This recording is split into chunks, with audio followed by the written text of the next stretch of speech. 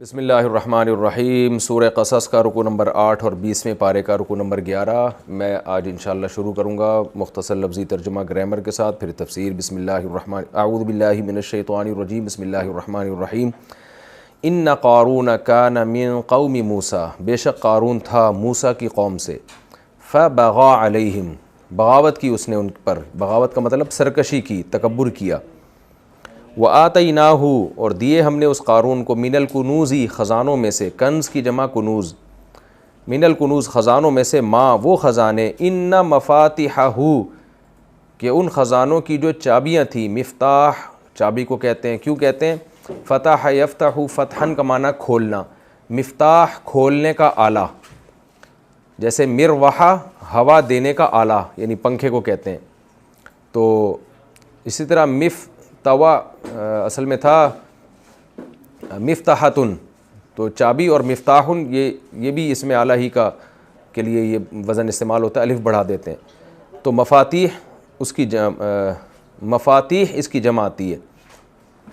ان مفاتحہ، بے شک اس کی چابیاں، لتنوء بالعصبہ، وہ بوجھل بنا دیتی تھیں ایک جماعت کو۔ عصبہ جماعت کو کہتے ہیں، جو آدمیوں کی، مردوں کی جماعت ہوتی ہے نا، اس کا کم سے کم اطلاق 9 افراد پر، 8-9 افراد پر ہوتا ہے، 9 یا 10، تو یعنی 9-10 افراد پر کم از کم اس کا اطلاق ہوتا ہے۔ اب زیادہ کتنے تھے یہ اللہ ہی جانتا ہے۔ نا ینوء کا معنی ہوتا ہے، جب اس کے بعد با آئے نا تو اس کا معنی ہوتا ہے بوجھل کر دینا۔ تو لتنوء جیسے نا بالناقہ، یعنی اونٹنی کو بوجھل کر دیا۔ لتنوء بوجھل ہو جاتی تھیں، بالعصبتی ایک جماعت، اولی القوہ قوت والی، طاقتور جماعت، یعنی اس کی بوجھل کر دیتی تھی، ان مفاتحہ ان خزانوں کی جو چابیاں تھیں، لتنوء بالعصبتی بوجھل کر دیتی تھیں ایک جماعت کو، اولی القوہ طاقتور جماعت کو، یعنی اتنی ساری زیادہ چابیاں تھیں کہ وہ ایک بڑی جماعت لے کے وہ چابیاں چلا کرتی تھی، اور ان سے بھی وہ بھی بہت بھاری پڑتی تھیں ان کو۔ اذ قال له قومه، جب اس سے کہا اس کی قوم نے، لا تفرح، اترا مت، فریح یفرح، فرحتن کا معنی خوش ہونا بھی ہوتا ہے لیکن اترانے کے معنی میں بھی آتا ہے۔ لا تفرح، اترا مت یعنی تکبر مت کر۔ ان اللہ لا يحب الفرحین، اللہ اترانے والوں کو پسند نہیں کرتے۔ وابتغی، ابتغاء یبتغی، ابتغان طلب کرنا، چاہنا، اور تو طلب کر، فی ما اس چیز میں، آتاک اللہ جو اللہ نے تجھے دی ہے، اس میں کیا طلب کر؟ الدار الآخرہ، آخرت کا گھر، یعنی آخرت کی بھی فکر کر اس مال میں جو اللہ نے تجھے دیا ہے۔ ولا تنسى نصیبک من الدنیا، نسی ینسیٰ نسیاناً بھولنا، اور نہ بھول تو نصیبک اپنا حصہ، من الدنیا دنیا سے، دنیا میں جو اس میں تیرا حصہ ہے نا اس کو مت بھول، تفسیر میں ڈیٹیل آئے گی انشاءاللہ۔ وَأَحْسِن، اور ایسے اچھا عمل کر یا اچھا سلوک کر، کما احسن اللہ الیک، جیسے کہ اللہ نے تیری طرف اچھا سلوک کیا ہے، یعنی تو لوگوں کے ساتھ بھی ایسے ہی اچھا سلوک کر جیسے اللہ نے تیرے ساتھ اچھا سلوک کیا ہے۔ ولا تبغی الفساد فی الارض، اور زمین میں فساد کا متلاشی نہ ہو، بغا یبغی کا معنی تلاش کرنا۔ ان اللہ لا يحب المفسدین، بے شک اللہ فساد کرنے والوں کو پسند نہیں کرتے۔ قال، فرعون نے جواب میں کہا، انما اوتیتہ، بے شک میں دیا گیا ہوں یہ، یعنی یہ مال جو ہے، علی علم، اس علم کی بنیاد پر، عندی جو میرے پاس ہے، اس نالج کی بیس پہ مجھے یہ علم ملا ہے جو میرے پاس، یہ مال ملا ہے جو میرے پاس ہے۔ اولم یعلم، اللہ کہتے ہیں کیا یہ قارون جانتا نہیں تھا، ان اللہ، کہ بے شک اللہ تعالیٰ، قد اہلک من قبلہ من القرون، تحقیق ہلاک کر چکا ہے اس قارون سے پہلے بہت سی بستیوں کو، ان بستیوں کو، ہوا اشد منہ قوتاً، جو زیادہ طاقتور تھے، یعنی اس شخص کو یا ان لوگوں کو، من اصل میں تو واحد کا صیغہ ہے لیکن اس کا اطلاق سب پر ہوتا ہے، ہر اس شخص کو ہلاک کر چکا ہے، اشد منہ قوتاً، جو زیادہ شدید تھے اس سے قوت کے اعتبار سے، یعنی جو اس سے بھی زیادہ طاقتور تھے، ایسے بہت سے لوگوں کو اللہ تعالیٰ ہلاک کر چکا ہے۔ یہ من القرون جو ہے نا، من القرون سے بدل ہے، اہلک من قبلہ من القرون، ان بستیوں میں سے اللہ ہلاک کر چکا ہے، من ہر اس شخص کو، ہوا اشد منہ قوتاً، یہ ترجمہ ہوگا، جو اس سے بھی زیادہ طاقتور تھے۔ دوبارہ آسان ترجمہ کر دیتا ہوں کہ کیا یہ قارون جانتا نہیں تھا کہ اللہ تعالیٰ اس سے پہلے بہت سی بستیوں میں سے، یہ من جو ہے قرون سے بدل نہیں ہے بلکہ یہ حال ہے، بہت سی بستیوں میں سے من ایسے شخصوں کو ہلاک کر چکا ہے جو اس سے بھی زیادہ طاقتور تھے، وَأَكْثَرُ جَمْعًا، اور جماعت میں اس سے بھی بڑے ہوئے تھے، کیا مطلب ان کے پاس افرادی قوت بھی اس سے زیادہ تھی، وَلَا يُسْأَلُ، اور نہیں پوچھا جائے گا، عن ذنوبہم، ان کے گناہوں کے بارے میں، مجرمون سے تو ان کے گناہوں کے بارے میں نہیں پوچھا جائے گا، تفسیر میں تفصیل آئے گی۔ فخرج علی قومہ، تو ایک دن وہ نکلا اپنی قوم پر، فی زینتہ، اپنی زینت میں، قال الذین یریدون الحیاۃ الدنیا، کہا ان لوگوں نے جو دنیا کی زندگی چاہتے تھے، یا لیت لنا، ہائے کاش ہمارے لیے، مثل ما، وہ کچھ ہو جائے، اس کے مثل ہو جائے، اوتی قارون، جو قارون کو دیا گیا، کاش ہمیں بھی ویسا ہی مال مل جائے جیسا قارون کو دیا گیا، انہ، بے شک یہ قارون، لذو حظ، حظ کہتے ہیں حصے کو، نصیب کو، ذو کا معنی والا، لام تاکید کے لیے، لذو حظ عظیم، بڑے حصے والا ہے، یعنی بڑے نصیب والا ہے، اس کو جو حصہ ملا ہے دنیا سے یہ تو بہت بڑا حصہ ملا ہے، اردو میں بھی ہم کہتے ہیں نا بڑے نصیب والا، اور بڑے بہت ہی یعنی خوش قسمت انسان ہے۔ وقال الذین اوتوا العلم، اور کہا ان لوگوں نے جن کو علم دیا گیا تھا، انہوں نے کیا کہا، ویلکم، تم تباہ ہو جاؤ، ثواب اللہ خیر، اللہ کا جو بدلہ ہے وہ زیادہ بہتر ہے، لمن آمنا، جو اس شخص کے لیے جو ایمان لائے، وعمل صالحا، اور نیک عمل کیے کرے، ولا یلقاہا، اور یہ بدلہ نہیں دیا جاتا، ہا سے مراد یہ بدلہ، یلقا، لقا یلقی تلقیتاً کا معنی دینا، اور یلقا مجہول ہے، یہ بدلہ نہیں دیا جاتا، الا الصابرون، مگر صبر کرنے والوں کو۔ فخسفنا بہ، اللہ کہتے ہیں ہم نے خسف، زمین میں دھنسا دیا، بہ، اس قارون کو، وبدارہ، اور اس کے گھر کو بھی، الارض، زمین میں، یعنی قارون کو اس کے گھر سمیت ہم نے الارض، زمین میں دھنسا دیا۔ فما کان لہ، پس نہیں تھا کوئی، من فئۃ، کوئی جماعت، ینصرونہ، جو اس کی مدد کرتی، من دون اللہ، اللہ سے، اللہ کے علاوہ، کوئی ایسی اللہ کے علاوہ کوئی جماعت نہیں تھی جو اس کی مدد کرتی، اور ظاہر ہے اللہ نے تو کی نہیں کیونکہ اس نے دھسایا۔ وما کان من المنتصرین، اور نہ ہی وہ خود انتقام لینے والوں میں سے ہوا، انتصار کا معنی انتقام لینا۔ وَأَصْبَحَ الَّذِينَ تَمَنَّوْا مَكَانَهُ بِالْأَمْسِ، مکان کا معنی مرتبہ، کہتے ہیں فلاں کا یہ مکان ہے، مکان جگہ کو بھی کہتے ہیں، کسی کے مرتبے کو بھی کہتے ہیں۔ وَأَصْبَحَ الَّذِينَ، اور ہو گئے وہ لوگ، تمنّوا، جو تمنا کر رہے تھے، مکانہ، اس کے مرتبے کی، بالامس، گزشتہ کل، یہاں گزشتہ کل سے مراد کل نہیں ہے بلکہ ماضی میں، یعنی ماضی میں جو لوگ اس کے مکان کی، اس کی پوزیشن کی تمنا کر رہے تھے کہ کاش ہماری بھی یہ پوزیشن ہوتی، وہ ہو گئے، کیا ہو گئے وہ، یقولون، یہ کہنے لگے، وہ ایسے ہو گئے کہ یہ کہنے لگے، وَيْكَأَنَّ اللَّهَ، ارے اللہ تعالیٰ، يَبْسُطُ الرِّزْقَ، پھیلا دیتا ہے روزی، لمن یشاء، جس کے لیے چاہتا ہے، من عبادہ، اپنے بندوں میں سے، ویقدر، اور جس کے لیے چاہتا ہے، یقدر، تنگ کر دیتا ہے، یہ تو اللہ کے کام ہے۔ یہ جو وہی کا لفظ ہے نا، یہ ہے تعجب کا صیغہ، یعنی ہمیں تعجب ہے، اور کأنہ کا معنی وہی، کأنہ، گویا کہ، تو کیا مطلب ہوا، ہم یعنی تعجب کے ساتھ کہنے لگے کہ کأن اللہ، کہ گویا کہ اصل بات یہ ہے کہ اللہ تعالیٰ جس کے لیے چاہتا ہے روزی پھیلا دیتا ہے، جس کے لیے چاہتا ہے تنگ کر دیتا ہے۔ تو گویا کے مطلب یہاں پر یہ حقیقت میں گویا مراد نہیں ہے بلکہ یقین مراد ہے۔ تو محاوروں کے وقت ایسا بولا جاتا ہے کہ پہلے تو ہماری سمجھ میں بات آ نہیں رہی تھی لیکن ایسا لگتا ہے کہ حقیقت یہی ہے، تو وہاں لگنے کا مراد کیا ہوتا ہے کہ واقعی بات یہی ہے، لیکن محاوروں میں یہ جملہ اسی طرح کہا جاتا ہے کہ جیسے کوئی شخص کوئی بات کر رہا ہو نا کہ بھئی فلاں جگہ ایسا واقعہ ہونے والا ہے، آپ انکار کر رہے ہو، لیکن اتنے مضبوط قرائن آپ کو مل گئے تو آپ کیا کہتے ہیں، لگتا ہے یہ بندہ ٹھیک کہہ رہا ہے، ہم اردو میں بھی ایسے کہتے ہیں، لگتا ہے یہ بندہ ٹھیک کہہ رہا ہے۔ تو وہاں ہمارا مقصد یہ نہیں ہوتا کہ لگتا ہے، بلکہ مطلب یہ ہوتا ہے واقعی ٹھیک کہہ رہے ہیں، لیکن ایسے موقع پہ انداز ایسا اختیار کیا جاتا ہے۔ تو یہاں بھی اللہ فرماتے ہیں کہ وہ جو بنی اسرائیلی تھے وہ کہنے لگے، جو موسیٰ علیہ السلام کے ماننے والے تھے، اور جو فرعون قارون کے بارے میں کہہ رہے تھے کہ اس کو اتنا پیسہ دے دیا، تو وہ کہنے لگے، تعجب کے ساتھ کہنے لگے، کأن اللہ، کہ ایسا لگتا ہے کہ، یعنی تعجب بھی تھا اور کہنے لگے کہ ایسا لگتا ہے کہ اللہ جس کے لیے چاہتا ہے بھائی روزی بڑھا دیتا ہے، جس کے لیے چاہتا ہے تنگ کر دیتا ہے۔ پھر تفسیر میں ڈیٹیل آئے گی انشاءاللہ۔ لولا من اللہ علینا، اگر ایسا نہ ہوتا کہ اللہ ہم پر احسان کرتا، لخسف بنا، تو ہمیں بھی زمین میں دھنسا دیتا۔ وہی کا انہو، پھر تعجب سے کہنے لگے، وہی کا معنی تعجب، یعنی اعجبو ہمیں تعجب ہے، اور کا انہو کا وہی معنی ہے، تعجب سے کہنے لگے کہ ایسا لگتا ہے لا یفلح الکافرون کہ کافر واقعی کامیاب نہیں ہوں گے۔ یہ جو ہے رکوع مختصر تھا، اس کا لفظی ترجمہ ہو گیا، میں اس کی تفصیل بیان کرتا ہوں۔ مشرکین مکہ کا تذکرہ چل رہا تھا سورہ قصص میں کہ وہ کہتے تھے ہمیں مکہ سے نکال دیا جائے گا، ہماری معیشت چھن جائے گی، تو اللہ نے ان کو کیا کہا کہ بھئی اصل آخرت ہے، دنیا کچھ بھی نہیں ہے، اور کتنی بستیاں ایسی ہیں جو بڑے مالدار تھیں، ہم نے ان کو تباہ و برباد کر دیا، تو تم آخرت کو سامنے رکھو۔ تو اب اللہ تعالیٰ قارون کا واقعہ بیان کر رہے ہیں کہ اس ظام میں قارون بھی مبتلا ہوا تھا، اپنی دولت اور شہرت اور عزت کو دیکھ کر موسیٰ علیہ السلام کی نافرمانی شروع کر دی تھی اس نے۔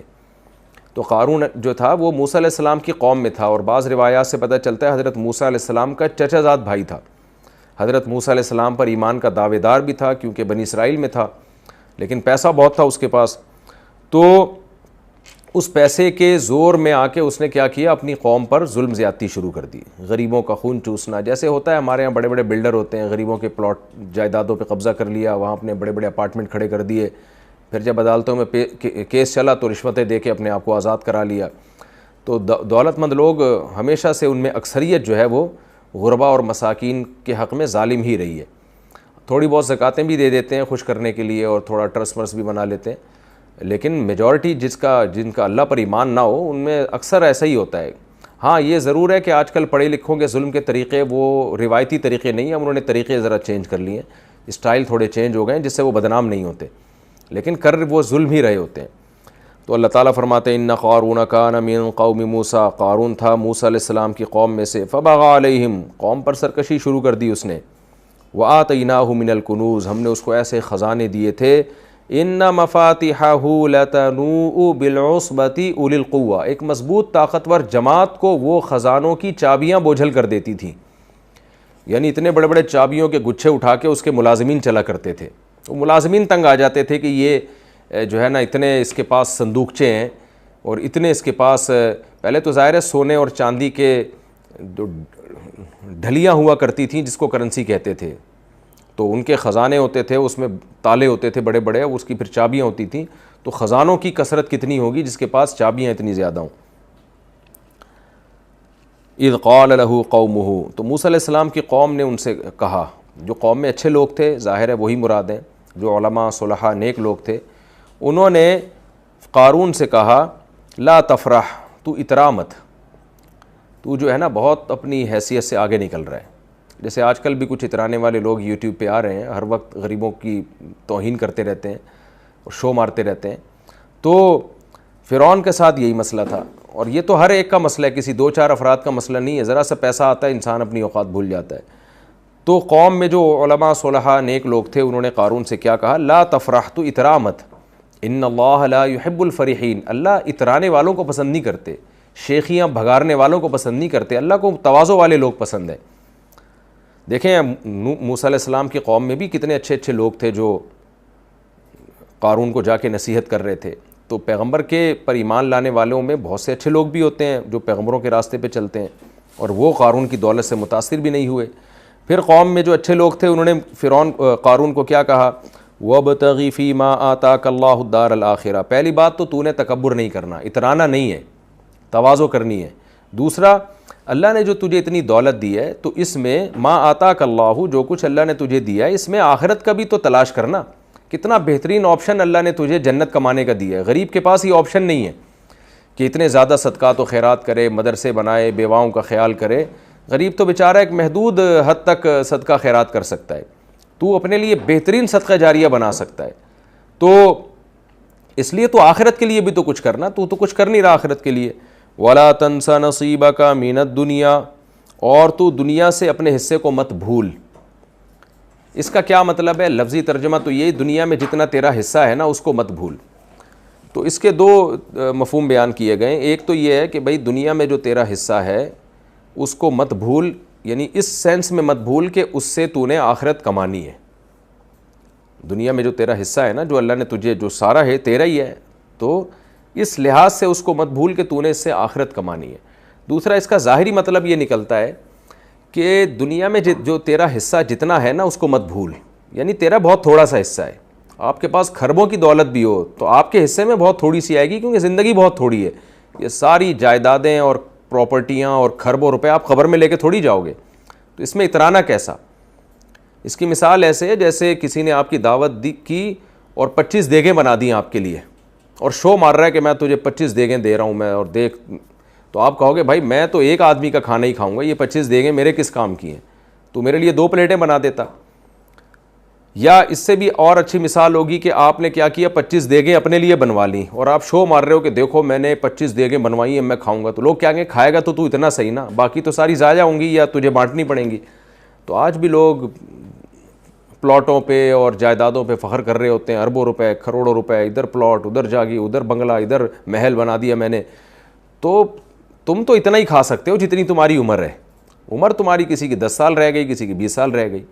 تو جو عقلمند لوگ تھے موسیٰ علیہ السلام کی قوم کے, انہوں نے کہا کہ تو اپنا دنیا سے جتنا تیرا حصہ ہے نا اس کو مت بھول, وہ بہت زیادہ نہیں ہے, اس لیے زیادہ اس میں تو اترانے کی تجھے ضرورت نہیں ہے.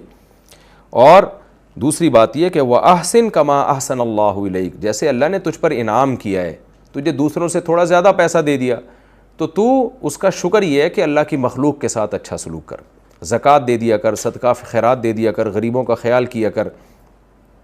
وَلَا تَبْغِ الْفَسَادَ فِي الْأَرْضِ, اور زمین میں فساد تلاش مت کر. جس کے پاس دولت آتی ہے وہ فسادی بن جاتا ہے زمین میں. فساد میں کیا, ہر گناہ اور ہر نافرمانی داخل ہے کہ تو اس دولت سے عیاشی کر رہا ہے, زکوٰۃ نہیں دے رہا, اور جو ہے گناہوں میں اس دولت کو استعمال کر رہا ہے, تو یہی زمین میں فساد ہے, یہ کام مت کر. ان اللہ لا يحب المفسدین, اللہ فساد مچانے والوں کو پسند نہیں کرتے, اللہ تو اصلاح کرنے والوں کو پسند کرتے ہیں. جب اتنی ساری نصیحتیں ہوئی ہیں نا قارون کو, تو جواب میں کیا رپلائی آیا جی, قال انما اوتیتہ علی علم عندی, یہ سب کچھ اس علم کی بنیاد پہ مجھے ملا ہے جو میرے پاس ہے. میں نے اسٹرگل کی ہے, میں نے دماغ لڑایا ہے, میرے پاس ایکسپیرینس ہے, تجربہ ہے, اس تجربے کی بیس پہ میں نے یہ سب کچھ کمایا ہے.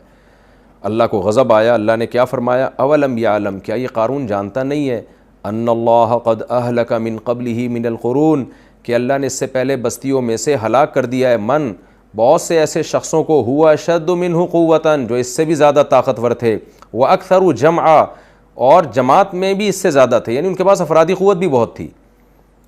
تو یہ کیا اپنے آپ کو سمجھ رہا ہے؟ اب دیکھیں, بظاہر اللہ کی جو دھمکی ہے وہ قارون کی بات سے میچ نہیں کر رہی ہے. بظاہر قارون نے کہا تھا یہ میں نے خود کمایا ہے, تو جواب یہ ہونا چاہیے تھا کہ اللہ بتاتا نہیں تو نے نہیں کمایا, یہ صلاحیتیں میں نے تجھے دی ہیں. لیکن اللہ نے کیا کہا کہ یہ اپنے آپ کو سمجھتا کیا ہے, اس سے پہلے اس سے بڑے بڑے لوگوں کو میں نے ہلاک کر دیا ہے. وجہ اس کی یہ تھی, یہ بات تو بالکل واضح ہے کہ تو نے اپنے دماغ سے اگر کمایا تو دماغ کس نے دیا ہے, وہ بھی تو اللہ نے دیا. اور ہر آدمی کیا کما لیتا ہے؟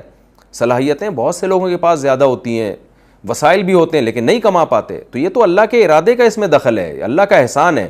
لیکن جس طرح کی یہ باتیں کر رہا ہے تو اس سے ایسا لگتا ہے اس کو اللہ کے عذاب کا ڈر نہیں ہے. تو اس لیے اللہ نے دھمکی دی کہ تو ذرا ماضی میں جا کے دیکھ, تجھ سے بڑے بڑے مالدار اور جو ہے وہ افرادی قوت کے لحاظ سے بڑے بڑے طاقتور لوگ پیدا ہوئے ہیں, اللہ نے نہیں چھوڑا ان کو. تو ڈر اللہ سے, ایسی تکبر والی باتیں نہ کر.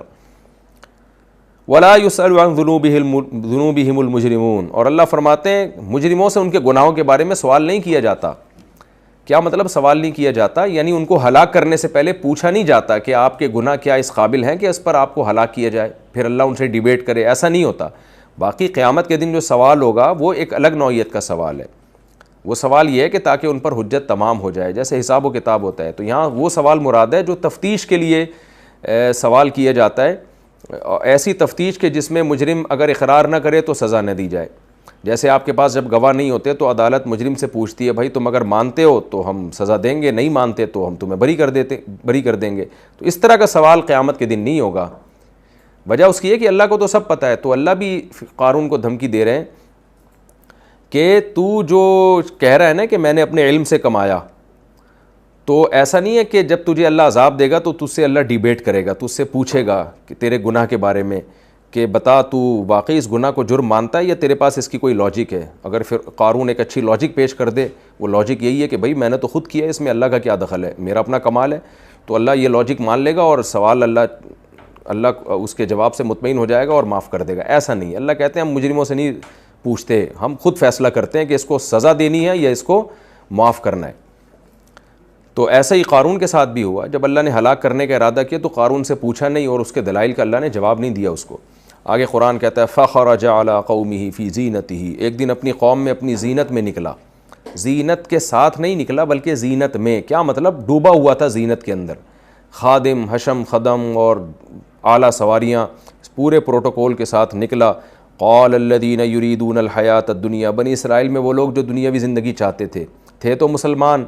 دعویٰ تو قارون کا بھی حضرت موسیٰ پہ ایمان کا تھا، تو لیکن یہ کہ لالچ ان کے دل میں دنیا کی تھی، دل نہیں بنا تھا ان کا. تو وہ کیا کہنے لگے؟ یا لیت لنا، ہائے کاش، لنا ہمارے لیے بھی وہی کچھ ہو جائے، مثل ما اوتی قارون، جو کچھ قارون کو دیا گیا. کاش ایسی عزت ہمیں بھی ملتی، ایسی دولت ہمیں بھی ملتی.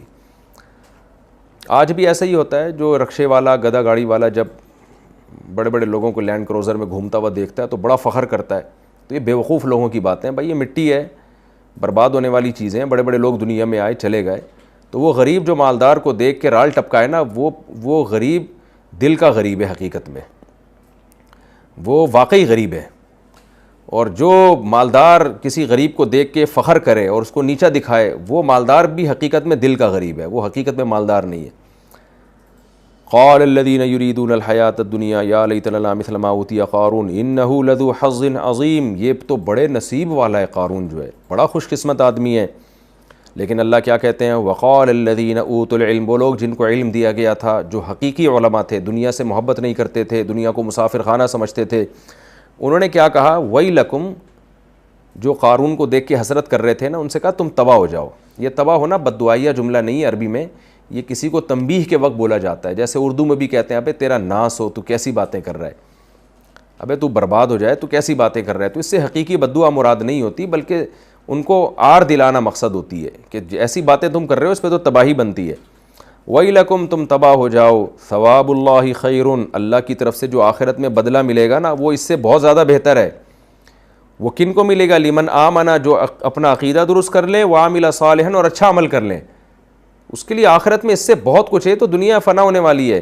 ولا یلقاها، اور یہ والا ثواب، یہ والا بدلہ نہیں دیا جاتا الا الصابرون، سوائے ان لوگوں کو جو صبر کرتے ہیں. کیا مطلب؟ دولت مندوں کی دولت کو دیکھ کر فوراً رالے نہیں ٹپکاتے، بلکہ اللہ کی تقدیر پہ راضی رہتے ہیں اور صبر کرتے ہیں کہ جس حال میں اللہ نے ہمیں رکھا ہے ہم اس میں خوش ہیں، ہم اس میں مطمئن ہیں.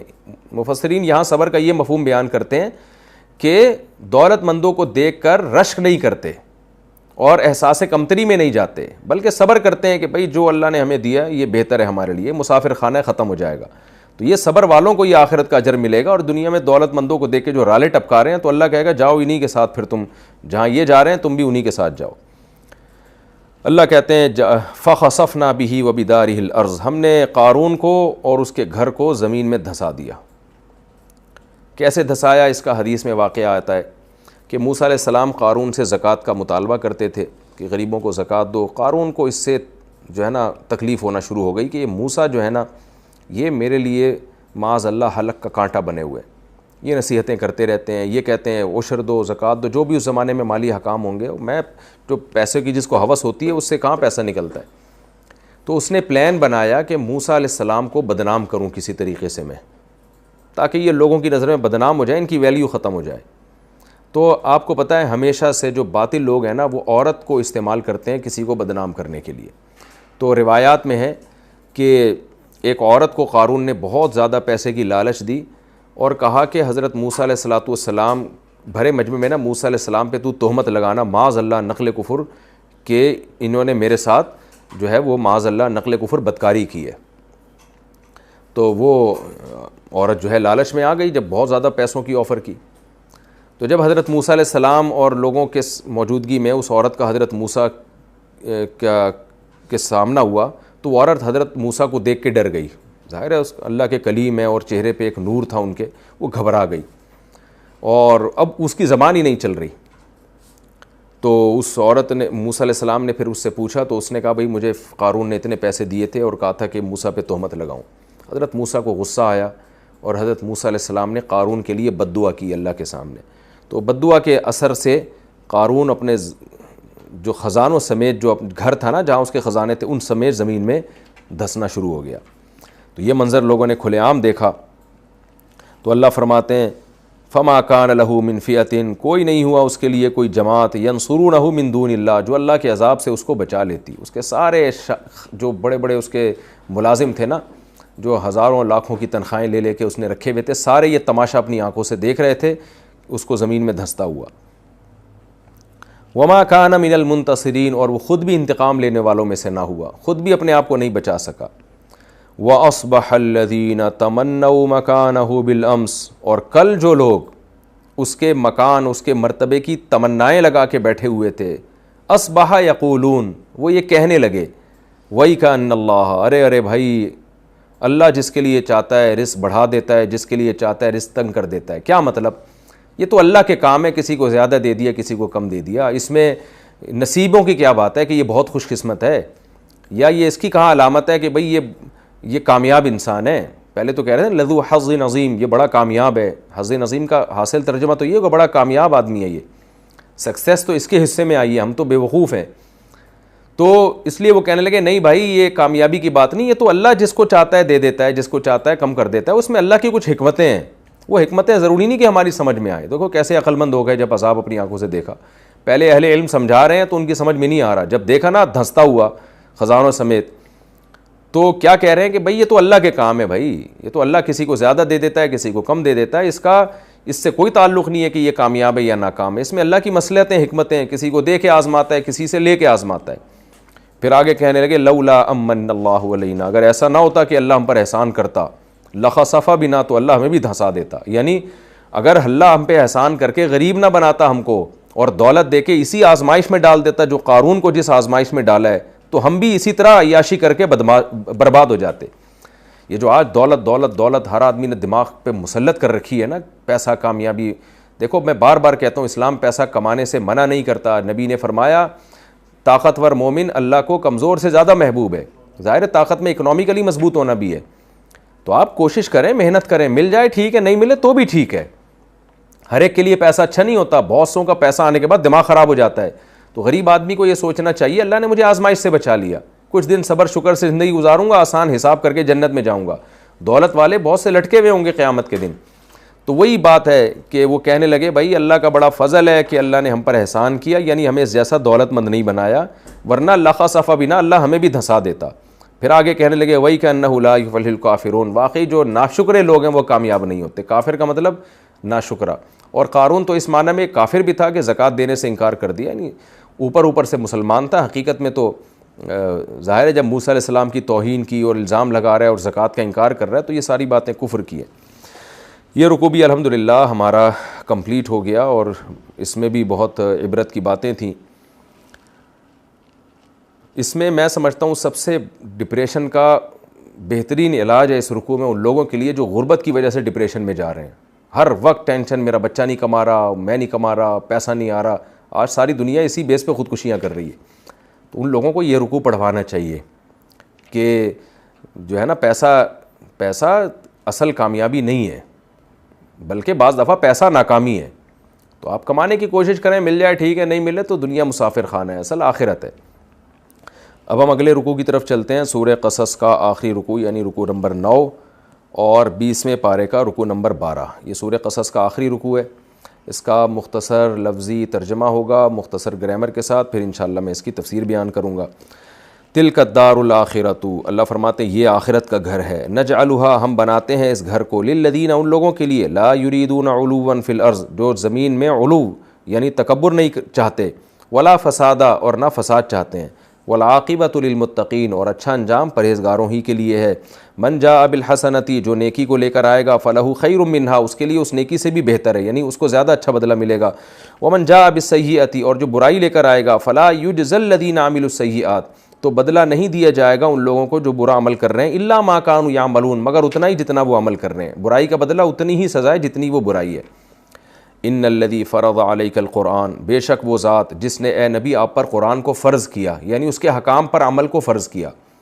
لرادک، رد یرد ردن کا معنی لوٹانا، راددن تھا اس میں فاعل، لرادک راددن تھا اصل میں ضاربن کی طرح، آپ کو لوٹانے والا ہے، یہ اس میں فاعل ہو گیا نا رادو، آپ کو لوٹا کر چھوڑے گا، الی معاد، عود سے نکلا ہے، عود کی جگہ، یعنی وطن اصلی سے تعبیر کیا معاد کو، جو انسان کی اصل جگہ ہوتی ہے۔ بے شک وہ ذات جس نے آپ پہ قرآن کے احکام کو فرض کیا وہ آپ کو لوٹا کے چھوڑے گا، وہ اللہ آپ کے وطن اصلی کی طرف۔ قل ربی، آپ کہہ دیجئے میرا رب اعلم، زیادہ جانتا ہے، من جاء بالہدیٰ، جو ہدایت کو لے کر آیا، ومن هو فی ضلال مبین، اور کون ہے جو کھلی گمراہی میں پڑا ہوا ہے، ان دونوں کو اللہ جانتا ہے۔ وما کنت ترجو، اور آپ نہیں تھی آپ کو امید، رجا یرجو رجان، امید لگانا، آپ کو امید نہیں تھی، ان یلقا الیک الکتاب، کہ دی جائے گی آپ کی طرف کتاب، یعنی آپ پر کتاب کو ڈالا جائے گا، یعنی آپ پر کتاب وہی نازل کی جائے گی، آپ کو اس کی کوئی امید نہیں تھی۔ الا رحمۃ من ربک، مگر صرف آپ کے رب کی ایک رحمت ہے۔ فلا تکونن ظہیرا، پس آپ ہرگز مددگار نہ ہو جائیں، للکافرین، کافروں کے۔ ولا یصدنک، صد یصدو، روکنا، اور ہرگز نہ روکے آپ کو، عن آیات اللہ، اللہ کی آیات سے، یعنی یہ لوگ ہرگز آپ کو اللہ کی آیات سے نہ روکیں، بعد اذ انزلت الیک، بعد اس کے کہ وہ نازل کی جا چکی ہیں آپ کی طرف۔ وادع الی ربک، اور اپنے رب کی طرف آپ بلائیے۔ ولا تکونن من المشرکین، اور آپ ہرگز مشرکین میں سے نہ ہو جائیے۔ ولا تدعوا مع اللہ الہا آخر، اور مت پکاریے اللہ کے ساتھ کسی اور معبود کو، لا الہ الا ہو، کوئی معبود نہیں ہے سوائے اس کے۔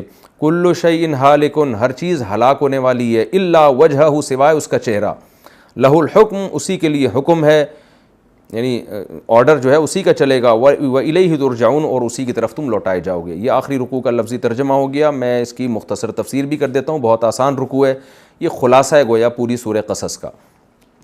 اللہ فرماتے ہیں یہ جو آخرت ہے، تلک الدار الآخرہ، جس کا بھی تذکرہ ہوا پیچھے، کہ جو اہل علم کہہ رہے تھے کہ آخرت دنیا سے بہتر ہے، اور جس پہ قارون کو یقین نہ آیا اور وہ دھنس گیا، تو اللہ کہتے ہیں یہ جو آخرت جس کا بھی تذکرہ ہوا، کیونکہ ہاتھ سے گویا اشارہ ہو رہا ہے نا، نجعلها، یہ ہم انہی لوگوں کے لیے بناتے ہیں، للذین لا یریدون علوا فی الارض، جو زمین میں تکبر نہیں کرتے۔ قارون نے، فرعون نے تکبر کیا، بیڑا غرق کر دیا ان کا، ہم نے برباد کر دیا۔ جو زمین میں تکبر نہیں کرتے، ولا فسادہ، اور زمین میں فساد نہیں چاہتے ہیں، اصلاح چاہتے ہیں زمین میں، ان کے لیے آخرت ہے۔ والعاقبۃ للمتقین، اور اچھا انجام صرف پرہیزگاروں ہی کے لیے ہے۔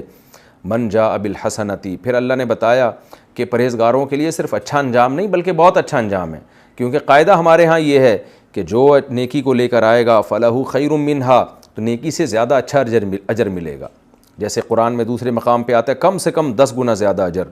ومن جاء بالسیئۃ، اور جو برائی لے کر آئے گا فلا یجزی الذین عملوا السیئات، تو جو لوگ بھی برائیاں کر رہے ہیں ان کو بدلہ نہیں دیا جائے گا، الا ما کانوا یعملون، مگر اتنا جتنا وہ عمل کر رہے ہیں، یعنی ایک گناہ کا بدلہ ایک۔ باقی کفر کی وجہ سے جو ہمیشہ جہنم میں رہے گا، اس کی وجہ یہ کہ کفر کیفیت کے لحاظ سے بہت بڑا جرم ہے۔ ان الذی فرض علیک القرآن لرادک الی معاد، یہ سورت جو ہے مکہ کی ہے، لیکن اس کی کچھ آیتیں مدینہ میں یا مدینہ جاتے ہوئے نازل ہوئی ہیں۔ ہوا یہ تھا کہ رسول اللہ صلی اللہ علیہ وسلم جب مکہ سے مدینہ کی طرف ہجرت کر رہے تھے، تو آپ ایک خاص مقام پہ پہنچ کے آپ کو مکہ بہت زیادہ یاد آ رہا تھا، اور آپ بہت زیادہ ایک غم میں تھے، کیونکہ 40 سال آپ صلی اللہ علیہ وسلم نے مکہ میں گزار دیے، پھر اس بیت اللہ سے اور اس جگہ سے ایک محبت، صدیوں سے آپ کے باپ دادا وہیں تھے، تو اللہ نے آپ کو تسلی دی کہ جس رب نے آپ پر قرآن کو فرض کیا، یعنی قرآن کے احکام کو، جس میں اللہ نے آپ کو ہجرت کا بھی حکم دیا، تو وہی رب آپ کو لوٹا کے چھوڑے گا آپ کے اصلی وطن کی طرف۔ آپ تسلی رکھیں، مکہ میں آپ آئیں گے، اور کیسے فاتحانہ انداز میں پھر نبی صلی اللہ علیہ وسلم آئے، اور آپ اے نبی ان سے کہہ دیجیے ربی اعلم من جاء بالہدیٰ، میرا رب خوب جانتا ہے کون ہدایت کو لے کر آیا ہے اور کون کھلی گمراہی میں۔ تو فی الحال آپ یہ سوچ کے تسلی حاصل کیجئے کہ جو ہے اللہ کو خوب پتہ ہے کون ہدایت پر ہے، تو آپ ہدایت پر ہونے کی وجہ سے آپ کو نکالا جا رہا ہے نا، تو اللہ آپ کو ضائع تھوڑی کرے گا، اور یہ گمراہ لوگ ہیں، اس گمراہی کی وجہ سے یہ مکہ کے اندر ہیں، تو کیا اللہ ان کو قائم رکھے گا مکہ میں؟ ایسا نہیں ہوگا۔ آگے اللہ فرماتے ہیں کہ آپ پر اللہ نے کتنے احسانات کیے ہیں، یہ سب تو اللہ کے کہنے سے آپ کر رہے ہیں، کیونکہ آپ کو تو کوئی امید نہیں تھی کہ آپ پر قرآن نازل ہوگا، آپ نے اپنی کوشش سے تھوڑی اپنے اوپر قرآن نازل کروایا ہے۔ تو جب اللہ نے آپ پر اتنی رحمتیں کیں کہ جو امیدیں آپ کو نہیں تھیں وہ اللہ نے کر دیں آپ کے ساتھ، یعنی آپ کو نہ نبوت کی امید تھی اور نہ آپ کو قرآن ملنے کی امید تھی کہ آپ کو اللہ اتنا بڑا ہادی اور رہبر بنائے گا، تو جب اتنے بڑے انعامات اللہ نے آپ کے اوپر کر دیے، تو یہ کیا ہے کہ مکہ سے آپ کو نکال دیا تو آپ اس پہ غم کر رہے ہیں؟ وہ اللہ آپ کو کیوں نہیں دوبارہ لے جا سکتا؟ تو کیسے اللہ نے اپنے وعدہ پورا کیا؟